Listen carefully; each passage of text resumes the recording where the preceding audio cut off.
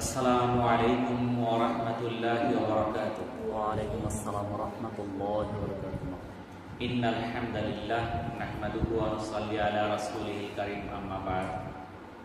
আল্লাহ পাকের নিকট লাখ কোটি শুকরিয়া যে মহান আল্লাহ তাআলা আমাদেরকে পবিত্র শুক্রবার জুমার দিন মসজিদে আসার মতো তৌফিক দান করেছেন।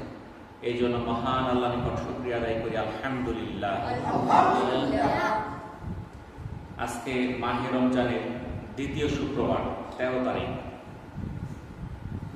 তো একটা একটা করে রমজান চলে যেতেছে, প্রায় অর্ধেকের কাছাকাছি হয়ে গেল। এরকম ভাবে রমজান আমাদের কাছ থেকে বিদায় নেবে। কিন্তু রমজান থেকে আমরা কি পাইলাম, এটা হলো আমাদের মূল বিষয়। এই পবিত্র রমজান মাসে আল্লাহ তাআলা শয়তানকে শৃঙ্খলাবদ্ধ করে রেখেছেন। বন্ধ করে দেব। হ্যাঁ, কিন্তু শয়তানি তো আর কমতেছে না, তাই না? বিভিন্ন অপকর্ম কি হ্রাস পাইতেছে? গত ফেব্রুয়ারি মাসে গড়ে প্রতিদিন ধর্ষণের মামলা হচ্ছে 12টা করে। প্রতিদিন 12টা মামলা হয়েছে। তো মামলা ছাড়াও তো ঘটনা হয়েছে। এই মার্চ মাসে রোজা শুরু হয়েছে, রোজার মধ্যে কি তা বন্ধ হয়ে গেছে? বন্ধ হয় নাই, রোজার মধ্যেও চলতেছে। তো এই যে অপকর্ম বিস্তৃতি ছড়াই পড়তেছে, এটা বন্ধ করা দরকার। আর বন্ধের একমাত্র উপায় কি? ইসলামকে মেনে নেওয়া।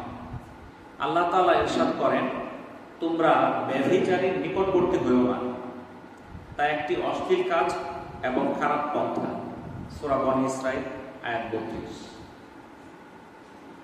তাহলে আমরা যদি কোরআনকে মানি, যদি আমরা মেনে নেই এটাই আমাদের জীবন ব্যবস্থা, তাহলে কোন মানুষ, কোন মুসলমান কি ব্যভিচারের ধারে কাছে যেতে পারে?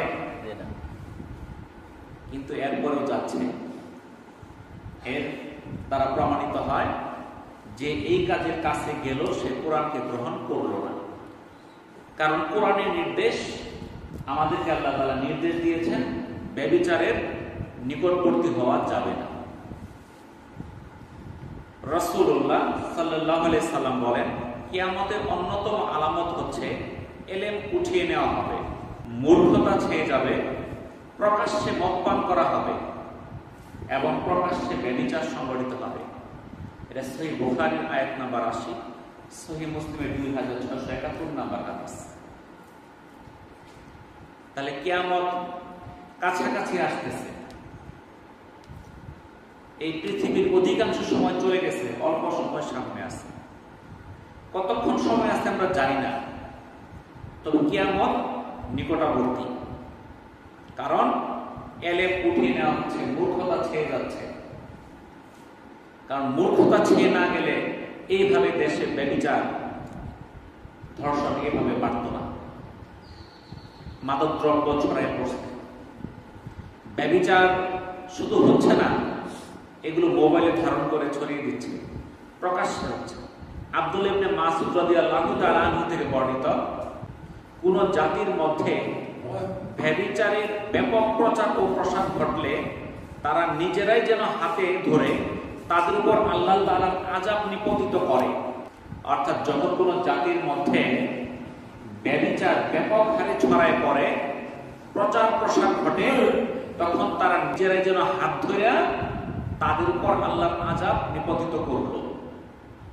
তাহলে এই যে ব্যভিচার ছড়ায় পড়তেছে বিভিন্ন জায়গায় সারা দেশে, গত সপ্তাহে নকলাতেও হয়েছে 2টা ঘটনা। এই যে ছড়াই পড়লো, এই ছড়িয়ে দেওয়া কি বোঝা যাচ্ছে? আল্লাহ রাসূল বলে দিলেন, সেই যেন নিজ হাতে ধরে তাদের উপর আল্লাহ তাআলার আযাব নিপতিত করলো। তাহলে এইভাবে যখন ব্যভিচার ছড়িয়ে যাবে, আমাদের উপর কিন্তু আযাব অবধারিত। এটা কিন্তু হাদিসের কথা। রাসূলুল্লাহ সাল্লাল্লাহু আলাইহি সাল্লাম বলেছেন, বিচার দিবসে 3 ব্যক্তির সঙ্গে কথা বলবেন না, তাদের দিকে তাকাবেন না, তাদেরকে পবিত্র করবেন না, এবং তাদের জন্য রয়েছে যন্ত্রণাদায়ক শাস্তি। তারা হলো ব্যভিচারী, মিথ্যাবাদী শাসক আর অহংকারী দরিদ্র। কোন তিনটা শ্রেণী? 1 নাম্বার ব্যভিচারী, 2 নাম্বার মিথ্যাবাদী শাসক, 3 নাম্বার অহংকারী দরিদ্র। রাসূলুল্লাহ সাল্লাল্লাহু আলাইহি সাল্লাম মেরাজের রাত্রিতে ব্যভিচারের শাস্তি দেখেছেন। রাসূলুল্লাহ সাল্লাল্লাহু আলাইহি সাল্লাম শাস্তির বর্ণনা করেন, আমরা চুলার মধ্যে একটি গর্তের কাছে পৌঁছালাম, দেখলাম এতে বেশ কিছু নগ্ন নারী পুরুষ রয়েছে, আর নিচের দিক থেকে বের হওয়া আগুনের লেলিহান শিখা তাদের স্পর্শ করছে। তাদের লেলিহান শিখা তাদের স্পর্শ করে, তারা উচ্চ আওয়াজে চিৎকার করে ওঠে। তারা হলো ব্যভিচারী নারী পুরুষ। সহিহ বুখারী ৭০৪৭ নম্বর হাদিস। তারা যারা ব্যভিচার কর্মে যে সকল নারী কিংবা পুরুষ জড়িত থাকবে, তাদেরকে জাহান্নামের এমন একটা গর্তে রাখা হবে যেখানে জ্বলন্ত আগুন থাকবে, আগুনের শিখা তাকে স্পর্শ করবে। এই ব্যভিচারের সম্পর্কে রাসূলুল্লাহ সাল্লাল্লাহু আলাইহি সাল্লাম বলেন, চোখের ব্যভিচার হলো দেখা, কানের ব্যভিচার হলো শোনা, জিহ্বার ব্যভিচার হলো বলা, হাতের ব্যভিচার হলো ধরা, পায়ের ব্যভিচার হাঁটা। মন কামনা করে আর লজ্জাস্থান তার সত্য বা মিথ্যায় পরিণত করে। সহিহ মুসলিমের 2657 নম্বর হাদিস। তাহলে জিনাটা কিন্তু প্রত্যেকটা অঙ্গেরই হইতে পারে। চোখ দিয়ে গায়ের মাহরম ব্যক্তির দিকে তাকায় থাকা, গায়ের মাহরম কোন মহিলার দিকে তাকায় থাকা, এটা চোখের জিনা। তাদের কণ্ঠস্বর শোনা, গায়ের মাহরম ব্যক্তির সঙ্গে কথা বলা, অশ্লীল বাক্য শোনা, এগুলো কানের ব্যভিচার। জিহ্বা দিয়ে অশ্লীল বাক্য বলা, হাত দিয়ে স্পর্শ করা, এগুলো হাতের ব্যভিচার। পায়ে হেঁটে সেই ব্যভিচারের দিকে অগ্রসর হওয়া, সেটা পায়ের ব্যভিচার। তাহলে সেগুলো আমাদের দ্বারা হচ্ছে কিনা? এগুলো হচ্ছে, সরাসরি হচ্ছে, টিভি দেখার মাধ্যমে হচ্ছে, মোবাইল দেখার মাধ্যমে হচ্ছে, বিভিন্নভাবে এই যে চোখের কানের জিনা হয়ে যাচ্ছে। আমাদের দৃষ্টিকে হেফাজত করতে হবে।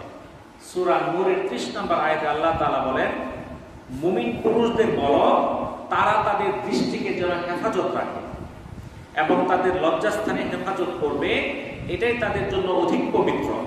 নিশ্চয় তারা যা করে সেই সম্পর্কে আল্লাহ সম্যক অবহিত। এটা সূরা নূরের 30 নম্বর আয়াতে আল্লাহ তাআলা বলে দিলেন। তাহলে মুমিন পুরুষ যারা, আল্লাহ তাআলা নির্দেশ কি দিলেন? তাদের দৃষ্টিকে হেফাজত করার জন্য, দৃষ্টিকে সংযত করার জন্য, লজ্জাস্থানে হেফাজত করার জন্য। কিন্তু আজকে আমরা দৃষ্টিকে হেফাজত করতেছি না। আমরা গায়ের মাহরম মেয়েদের দিকে আমরা তাকিয়ে থাকি, আমরা দৃষ্টি সংযত করি না। আমরা তাদের দোষ দেই যারা মুমিন মহিলা নয়। তারা তো পর্দার সঙ্গে চলবে না। তারা পর্দার সঙ্গে চলবে না এর মানে আপনি কি তাকায় থাকবেন?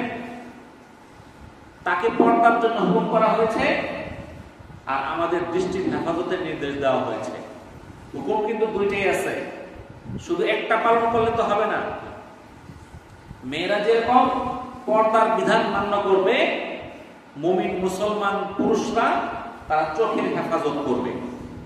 যারা অমুসলিম আছে তারা তো পর্দা করে চলবে না, কিন্তু এর মানে আপনি কি তার দিকে তাকায় থাকবেন?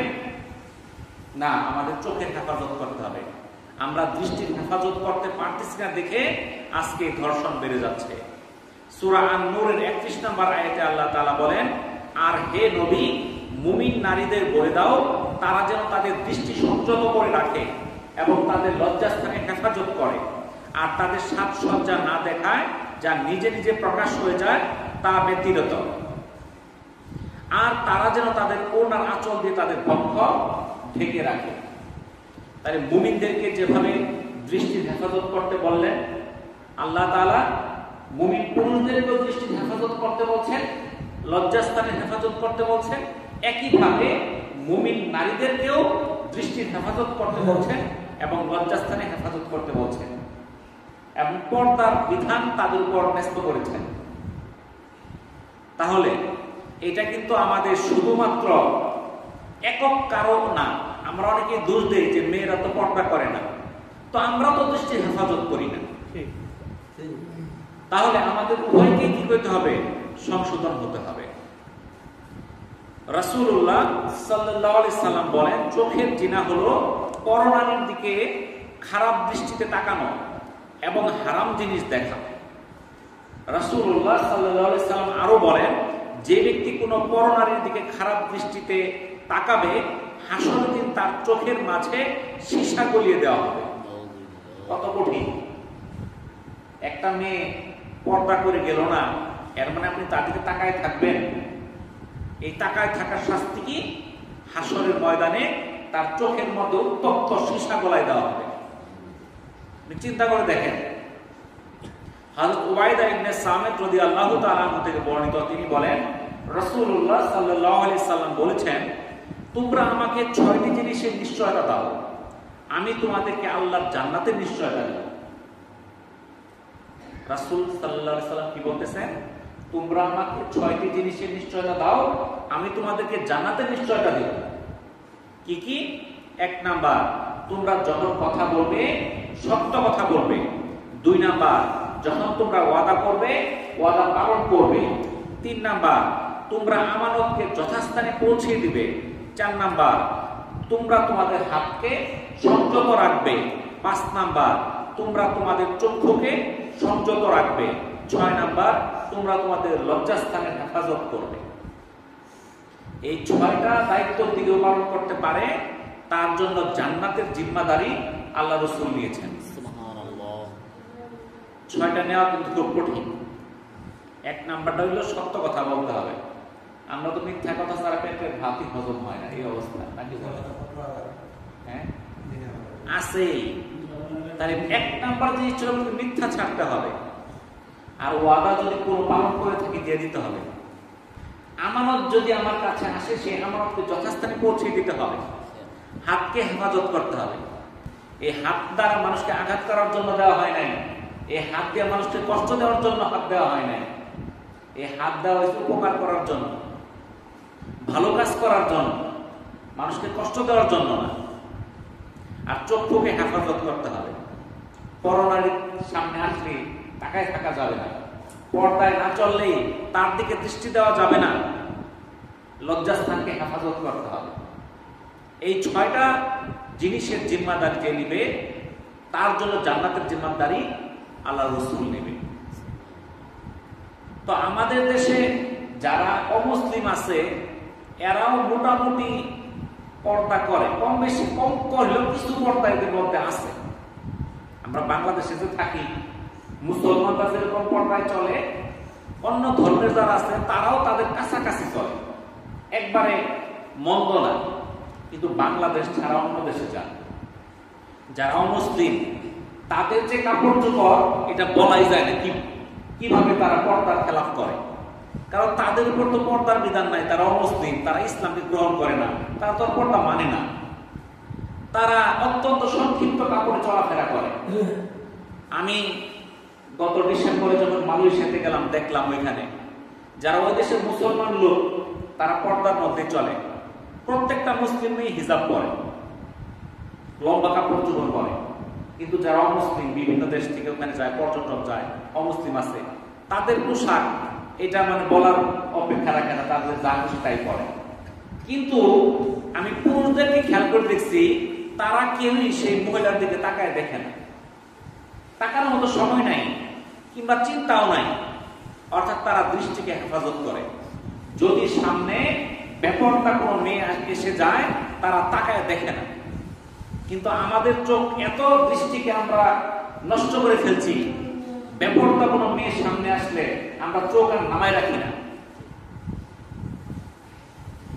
তাহলে আল্লাহ রাসূলের দেশ মক্কা মদিনা, যখন সেখানে দ্বীন প্রচার শুরুর পর্যায়ে ছিল, তখন তো মুসলমানের চেয়ে সেখানে ওই অন্য ধর্মের লোক কিংবা সেখানে মুসলমানের বাইরের লোকই তো বেশি ছিল, কাফের সংখ্যায় বেশি ছিল। তারা কি পর্দায় চলতো? তারা তো পর্দায় চলতো না, তারা পর্দা করতো না। তাহলে সাহাবীরা কি দৃষ্টি হেফাজত করে নাই? তারা দৃষ্টি হেফাজত করছে। তারা দৃষ্টিকে হেফাজত করার কারণে তাদের দ্বারা কোনো মন্দ কাজ সংগঠিত হয় নাই। আর এই মন্দ কাজ সংগঠিত হওয়ার আরেকটা কারণ হচ্ছে সঠিক সময়ে সঠিক বিচার না হওয়া। যখন আল্লাহ রাসূল এই যে জিনা বা ধর্ষণের শাস্তি বিধান চালু করলেন, যখন আরবের বাস্তবায়ন হইল, তখন এই অপরাধ আর হওয়া সম্ভব হইল না, সব বন্ধ হয়ে গেল। যখন দেখলো এটার যে শাস্তি, এই শাস্তিতে তো কেউই অপকর্ম করবে না। যদি বলা হয় চুরি করলে হাত কেটে দেওয়া হবে, যদি এই এলাকার মধ্যে একটা লোকের হাত কেটে দেওয়া হয়, তাহলে আরো কোনো লোককে চুরি করার সাহস পাবে? বলেন তো দেখি। কিন্তু আজকাল চুরি করলে কি হয়, এই দুই একটা পিটনা দিয়ে ছেড়ে দিল। তাকে জেল খাটাইতে গেলে বড় জোর 3 মাস। এরপরে যে জেল খাটবো ওর চেয়ে বেশি শাস্তি হলো যে মামলা করবো, আদালতে যাওয়া, উকিল ধরা, দৌড়াদৌড়ি, অনেক কিছু করে 3 মাসের জেল খাটাবো। বিচার না থাকার কারণেই তো এই দেশের মধ্যে কি অপকর্মগুলো, ধর্ষণ বেড়ে যাচ্ছে। যদি একটি মেয়ে যদি এই ধর্ষণের শিকার হয়, সে এই যে ভিকটিম, এটা প্রমাণ করার জন্য তার আদালতের দ্বারে দ্বারে বছরের পর বছর ঘুরতে হয়, এমনকি 5, 10, 20 বছরও লাগে। তখন দেখা যায় যে এই বিচার সে করতে পারে না। কারণ যদি সে দরিদ্র হয়, সে মামলা চালানো তার খরচ নাই। যে ধর্ষণ করছে সে যে টাকাওয়ালা হয়, সে অনেক টাকা খরচ করে, ও সে 1 মাস পরে জামিন নিয়ে আইসা পড়ে, তার কিছুই হয় না। এমনকি তাকে হাতত পর্যন্ত উঠাইতে পারে না। আমাদের দেশে একদল আইনজীবী আছে, আমরা যাদেরকে উকিল বলি, আইনজীবী। এরা টাকার বিনিময়ে অপরাধীকে, সে জানে এই লোকটা অপরাধী, কিন্তু সে তাকে নিরপরাধ প্রমাণ করে। যদি কোনো আইনজীবী কোন অপরাধী ব্যক্তিকে জেনে শুনে তাকে নিরপরাধ প্রমাণ করে, তাহলে সেই অপরাধী ব্যক্তি যেই পাপ কাজ করেছে, সেই পাপ কাজের যে শাস্তি হবে, তাকে যে সেই কাজ থেকে বাঁচাইলো, সেও সমান পাপের ভাগীদার হবে। বুঝতে পারছেন? সে যে ধর্ষণকারীকে বাঁচাই দিল, মিথ্যা তাল বাহানা দিয়া, মিথ্যা প্রমাণ দিয়া, বড় সাক্ষী নিয়ে আসো 5 জন 10 জন। আসলে এই কর্মকাণ্ড যখন হয়, তখন কি সাক্ষী আশেপাশে 8-10 জন থাকে নাকি? প্রমাণ করাই তো কঠিন হয়ে যায়। মেডিকেল রিপোর্ট টাকা দিয়ে চেঞ্জ করে ফেলে। যদি কি থাকে, সেখানে বড় কোনো তার নেতা থাকে, দলীয় প্রভাব থাকে, তার মামলাই করতে পারে না, থানাতে মামলাই নেয় না। তাহলে এই যে বিচারহীনতা, এই বিচারহীনতার কারণে আজকে ধর্ষণ বেড়ে যাচ্ছে। যদি সঠিক বিচার হয়, আজকে ঘটনা ঘটেছে, কালকেই বিচার হয়ে যাবে, 1 সপ্তাহের মধ্যে বিচার হয়ে যাবে। মানুষ যখন দেখবে যে না, এই অপকর্ম করলে বিচার হয়, তখন এইদিকে মানুষ আর আগাবে না।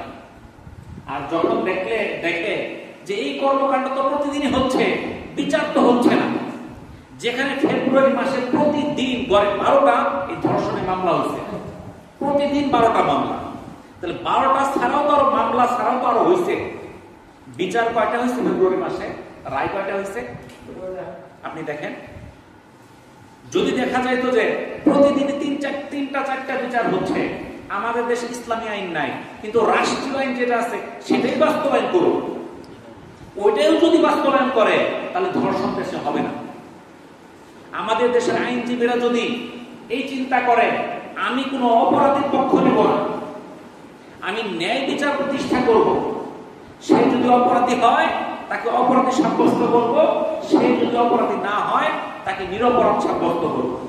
কিন্তু কোন অপরাধীর পক্ষ নিয়ে কোন আইনজীবী যদি কোন অপরাধীকে বাঁচায় দেয়, তাকে হাসরের ময়দানে তাকে অপরাধী হিসেবে উঠানো হবে। এবং একজন আইনজীবী যদি জীবনে শত শত হাজার হাজার অপরাধীকে বাঁচায় থাকে, এই হাজার হাজার অপরাধের শাস্তি তার আমলনামায় সংযুক্ত হবে। এবং এই সারা দেশে তাকে দেখা, সে যে হাজার হাজার মানুষকে নিরপরাধ প্রমাণ করলো, এটা দেখে আরো মানুষ বিভিন্ন অপরাধে সংযুক্ত হইল, উৎসাহিত হইল, এই তাদেরকে উৎসাহিত করার শাস্তিও সে পাবে। তাহলে এই কাজগুলো, কর্মগুলো যারা করতেছে, তাদেরকে বিরত থাকা উচিত। আমরা কোন আইনজীবী যারা আছে, তারা যেন জেনে শুনে কোনো অপরাধী ব্যক্তিকে বাঁচানোর চেষ্টা না করেন। যদি আপনার আখিরাতের উপর বিশ্বাস থাকে, যদি আপনার হাসরের বিশ্বাস থাকে, মিজানের বিশ্বাস থাকে, যদি আল্লাহর উপর বিশ্বাস থাকে, কোন আইনজীবী যেন কোন অপরাধীর পক্ষ নিয়ে তাকে নিরপরাধ প্রমাণ না করে। এটা শাস্তি অত্যন্ত কঠোর। তো এই জন্য আমরা যারা আছি, আমরা সাধারণ মানুষ, আমরা মুসলমানের পরিচয় দিতে চাইলে আমাকে দৃষ্টির হেফাজত করতে হবে। সামনে যাকে তাকে তার দিকে তাকায় থাকা যাবে না। যদি দুনিয়ার সমগ্র মহিলা নগ্ন হয়ে যায়, তার দিকে তাকানো আমার জন্য জায়েজ নাই। আর যদি সমস্ত দুনিয়ার মানুষ অন্ধ হয়ে যায়, তাহলে নারীদের বেপরদায় চলার সুযোগ নাই। নারীদের পর্দা করে চলতে হবে, পুরুষদের দৃষ্টির হেফাজত করতে হবে। তাহলে এই ধর্ষণ থেকে এই দেশ মুক্তি পাবে। তো আল্লাহ তাআলা আমাদেরকে এই অপকর্ম থেকে হেফাজত করুন, সবাই আমিন। তো আজকে রমজান মাস, রমজানের 12টা রোজা চলে গেছে, আজকে 13তম রোজা চলতেছে। তো এই রমজান মাসে আমাদের কিছু আমল আছে। আল্লাহ তাআলা পবিত্র কোরআনে সূরা নূরের 56 নম্বর আয়াতে বলেন, তোমরা সালাত আদায় করো, যাকাত দাও এবং রাসূলের আনুগত্য করো, যাতে তোমরা অনুগ্রহভাজন হতে পারো। আল্লাহ তাআলা পবিত্র কোরআনে বলে দিলেন, তুমি যদি অনুগ্রহভাজন হতে চাও, আল্লাহর অনুগ্রহ চাও, তাহলে সালাত আদায় করো, যাকাত প্রদান করো, রাসূলের আনুগত্য করো। সূরা নিসার 162 নম্বর আয়াতে আল্লাহ তাআলা বলেন, এবং যারা সালাত আদায় করে, যাকাত দেয় এবং আল্লাহ ও পরকালে ঈমান রাখে, আমি তাদের মহাপুরস্কার দিব। তো আল্লাহ তাআলা আমাদেরকে মহাপুরস্কার দিবেন কাদেরকে? যারা সালাত আদায় করে, যাকাত দেয়, আল্লাহ এবং পরকালে ঈমান রাখে, তাদেরকে মহান আল্লাহ তাআলা কি দিবেন? মহাপুরস্কার। সূরা লুকমানের 4 এবং 5 নম্বর আয়াতে আল্লাহ তাআলা বলেন, যারা সালাত কায়েম করে, যাকাত দেয় এবং আখিরাত সম্পর্কে দৃঢ় বিশ্বাস রাখে, এসব লোকই আল্লাহর পক্ষ থেকে হেদায়েত প্রাপ্ত এবং সফলকাম। তো আল্লাহ তাআলা সুসংবাদ দিয়েছেন কাদেরকে? সূরা নামলের 2 এবং 3 নম্বর আয়াতে আল্লাহ তাআলা বলেন, মুমিনদের জন্য পথ নির্দেশ ও সুসংবাদ, যারা নামাজ কায়েম করে, যাকাত প্রদান করে এবং পরকালে বিশ্বাস রাখে। তাহলে সুসংবাদ কাদের জন্য? যারা নামাজ আদায় করে, যাকাত দেয়, পরকালে বিশ্বাস করে। নামাজ পড়তে হবে, যাদের পর যাকাত ফরজ, যাকাত দিতে হবে। যাকাত কাদের পর ফরজ? স্বর্ণের ক্ষেত্রে যাকাতের নিসাব হলো 20 মিসকাল, যাকে বলা হয় 7.5 ভরি। আর রূপার ক্ষেত্রে 200 দিরহাম, যেটাকে বলা হয় 52.5 তোলা বা 52.5 ভরি। যদি এই পরিমাণ স্বর্ণ, মুদ্রা, টাকা, ব্যবসায়িক পণ্য তার কাছে 1 বছরের বেশি কাল সময় থাকে, তাহলে তাকে যাকাত দিতে হবে। গবাদি পশুরও যাকাত আছে। আমরা যে গরু ছাগল পালি, এটারও যাকাত আছে, তবে নির্দিষ্টটা মাত্রা আছে। একটা দুইটা পাললে যাকাত হবে না, ওইটা নির্দিষ্ট মান আছে। আপনার কয়টা গরু পাললে, কয়টা ছাগল পাললে, কয়টা উট পাললে যাকাত দিতে হবে, তার বিধান আছে।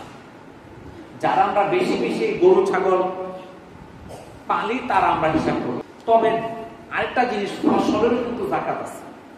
ফসলের যাকাতকে বলে উশর, এটা কিন্তু আমরা দিতে চাই না। সূরা বাকারার 267 নম্বর আয়াতে আল্লাহ তাআলা বলেন, হে ঈমানদার লোকেরা, তোমরা নিজেরা যা অর্জন করেছো, সেই পবিত্র এবং যা আমি জমিনের ভিতর থেকে তোমাদের জন্য বের করে এনেছি, তার একটি উৎকৃষ্ট অংশ আল্লাহর পথে ব্যয় করো। তাহলে জমিন থেকে যেটা আল্লাহ বের করে দিয়েছে আমাদের জন্য, সেখান থেকে আল্লাহর পথে কি করতে হবে? ব্যয় করতে হবে। রাসূলুল্লাহ সাল্লাল্লাহু আলাইহি সাল্লাম বলেছেন, যে জমি নদী নালা ও পানিতে সিক্ত হয়, তার উশর বা যাকাত 10 ভাগের 1 ভাগ। আর যে জমিতে পানি দিয়ে বা সেচের মাধ্যমে ফসল ফলানো হয়, সেখানে উশর 20 ভাগের 1 ভাগ। এটা সহিহ মুসলিমের 2144 নম্বর হাদিস। তো আমরা তো সেচের মাধ্যমে ফলন ফলাই, তাহলে ধান 20 মণ হইলে 1 মণ, 40 মণ হইলে 2 মণ, অর্থাৎ 20 ভাগের 1 ভাগ উশর বা যাকাত দিতে হবে ফসলের।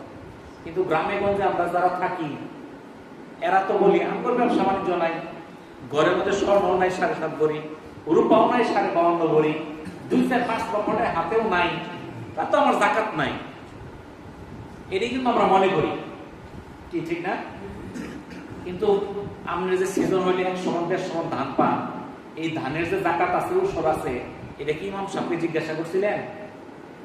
আর সেই উসরটা না দিয়ে যে আপনি গ্রহণ করলেন, আপনার সম্পূর্ণ জিনিস তো হারাম হয়ে গেল। সেটা তো হালাল জিনিসের হালাল রইল না, কারণ ওইখানে 20 ভাগের 1 ভাগ তো গরিব, এতিম, অসহায়, ফকির মিসকিনের হক আমরা দিয়ে দিলাম 1 মণ মসজিদের মধ্যে।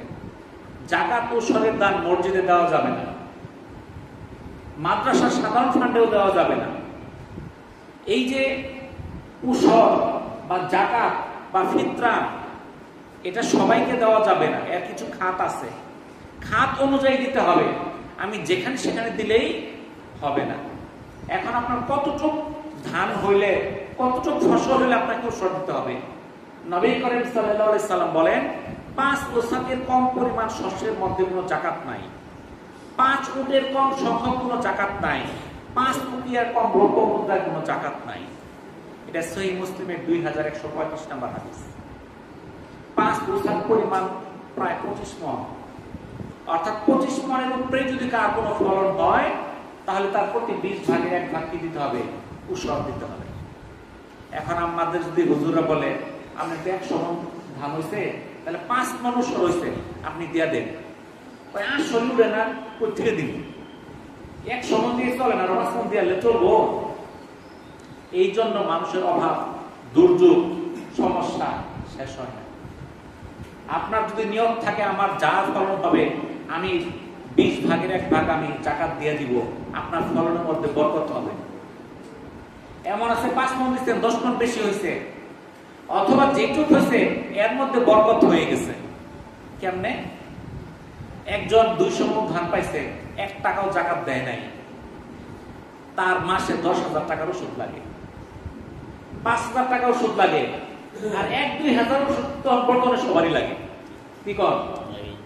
1-2 হাজার টাকার ওষুধ বর্তমানে বয়স 40-50 হয়ে গেলে সবারই লাগে। তোমরা কেউ ডায়াবেটিস, কেউ প্রেশার, কেউ গ্যাস্ট্রিক আছে, এগুলো ছাড়া তখন কিন্তু বলেন না এই আমার ধান বেচালাম আমি ওষুধ কিনবার যায়, তখন কম, তখন তো চিন্তা করেন না। তখন ডাক্তারের কাছে 10,000 টাকা বিল দিয়ে ফেলেন, তখন চিন্তা করেন না। তখন 5 মণ গেল না 10 মণ গেল হিসাবই করেন না, টাকা কিন্তু শেষ। কিন্তু যদি আপনি সঠিকভাবে যাকাত দিতেন, আপনার সম্পদটা পবিত্র হয়ে যেত, এর মধ্যে বরকত আসতো, ওইটুক দিয়ে আপনার সংসার চলে যেত। কিন্তু যাকাত না দেওয়ার কারণে বরকত শেষ হয়ে গেল, পবিত্রতা নষ্ট হয়ে গেল, আপনার অভাব ছাড়ে না, অভাব আর অভাব, ঋণ আর ঋণ, সময় যায় বাড়ে, সময় যায় বাড়ে, মাসিক কিস্তি দিতে দিতে যান শেষ, যান চলে না। ঋণ নাই এমন লোক খুঁজে পাওয়া কঠিন। জিজ্ঞাসা করে দেখেন, আপনারা চিন্তা করে দেখেন, এখন এনজিও হয়ে ঘরে ঘরে ঋণ। আগে তো এত ঋণ পাওয়া গেছে না, ঋণ পাইতেও আছে, নিতেও আছে, কিস্তি ছাড়া কোনো লোক নাই, খুবই কম। কিসের জন্য? বরকত চলে গেছে। তাহলে যাদের উপর যাকাত ফরজ, আমরা যারা আলেম আছে তাদেরকে জিজ্ঞাসা করে নিব যে আমার এই সম্পদ আছে, আমি কতটুকু যাকাত দিব, আমি এইটুক ফসল পাইছি কতটুকু যাকাত দিব, আমি আলেমদেরকে জিজ্ঞাসা করে আমি হিসাব করে যাকাত দিয়ে দিব।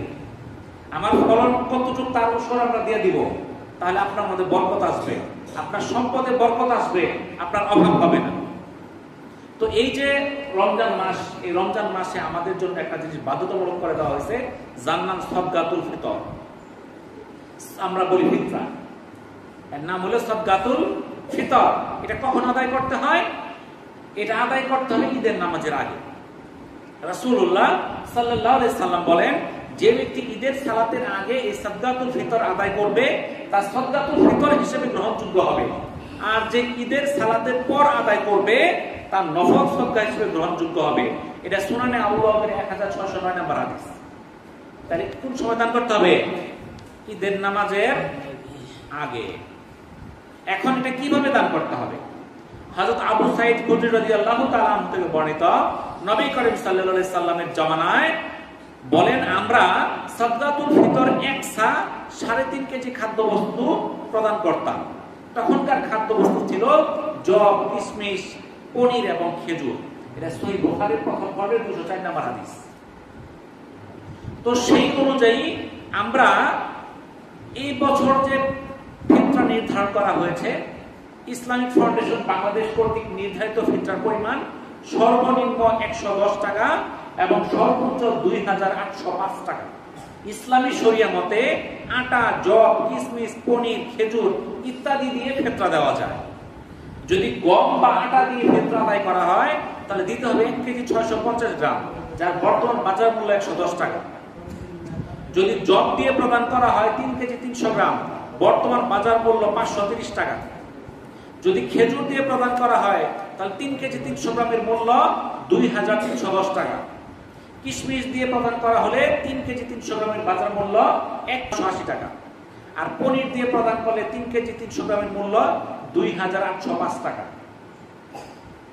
তাহলে এই যে ফিতরাটা, এটা আমাদের সামর্থ্য অনুযায়ী।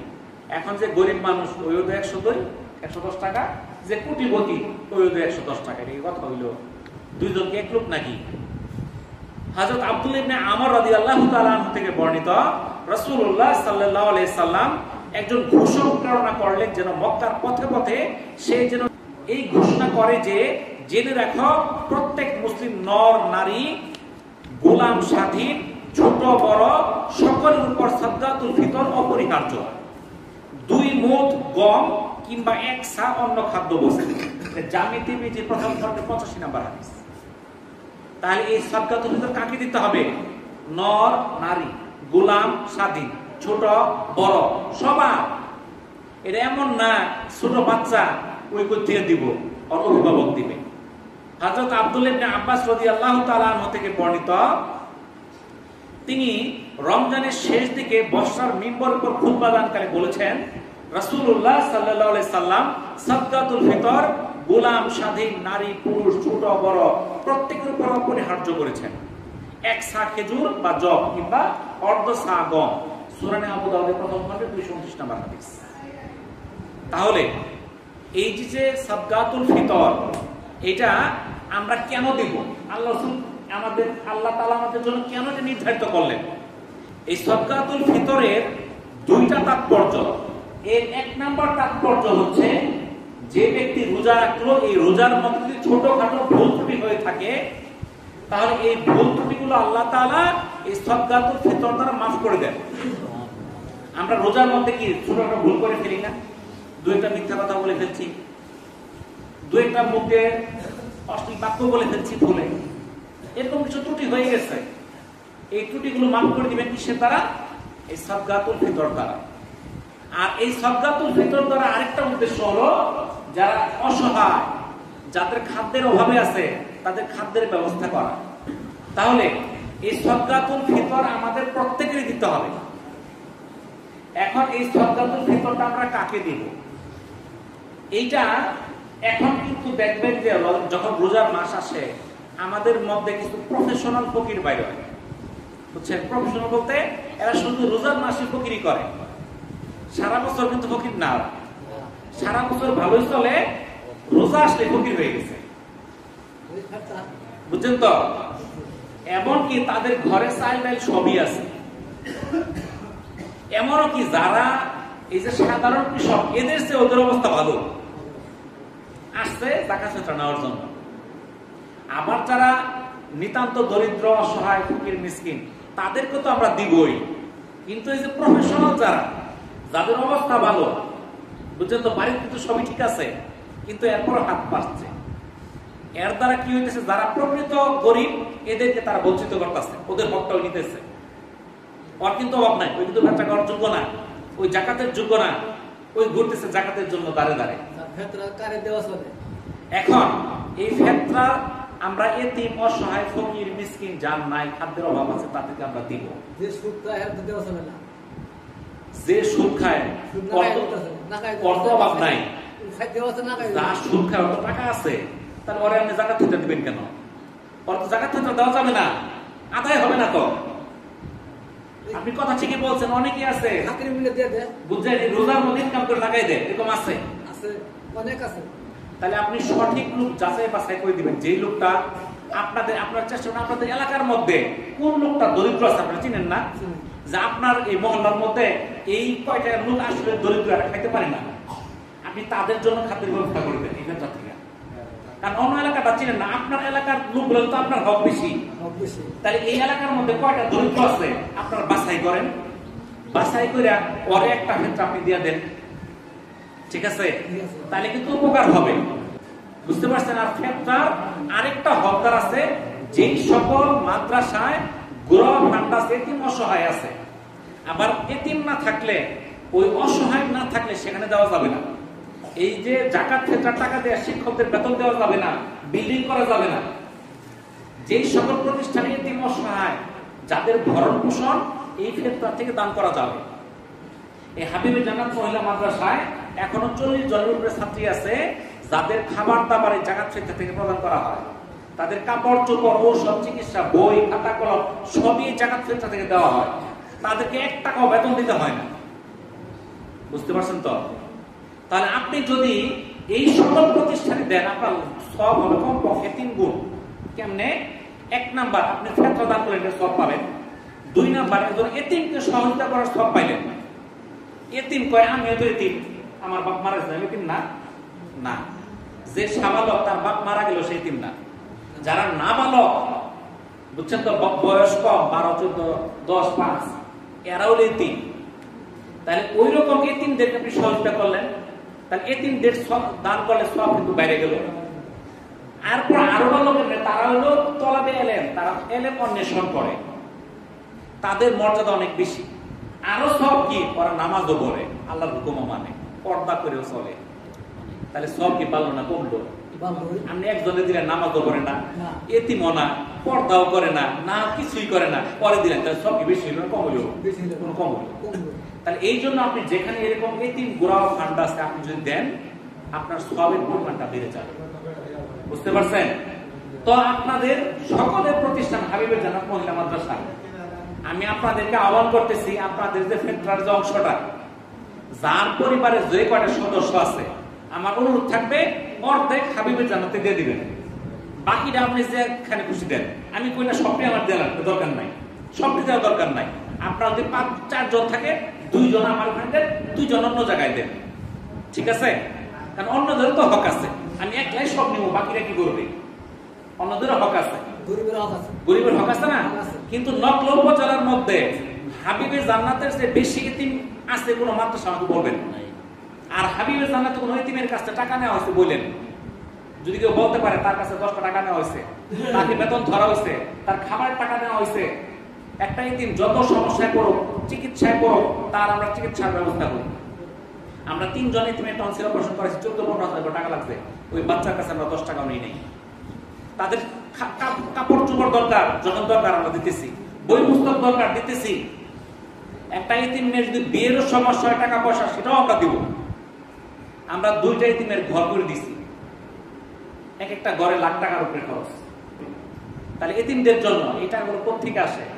আপনাদের জাকাত ফিতরার দ্বারা একটা এতিমের উপকার হয়ে গেল।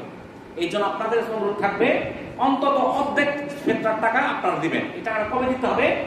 ঈদের নামাজের আগে। আপনারা মাদ্রাসায় গিয়েও দিতে পারেন, অথবা আপনাদের যে ইমাম সাহেব আছে তার কাছে টাকা দিয়ে রসিদ দিবেন। তো ইনশাআল্লাহ আমরা যে আলোচনাগুলো করলাম, আল্লাহ তাআলা আমাদেরকে হেল্প করার তৌফিক দান করুন। ওয়া আখিরু দাওয়ানা আলহামদুলিল্লাহি রাব্বিল আলামিন। আসসালামু আলাইকুম ওয়া রাহমাতুল্লাহি ওয়া বারাকাতুহু।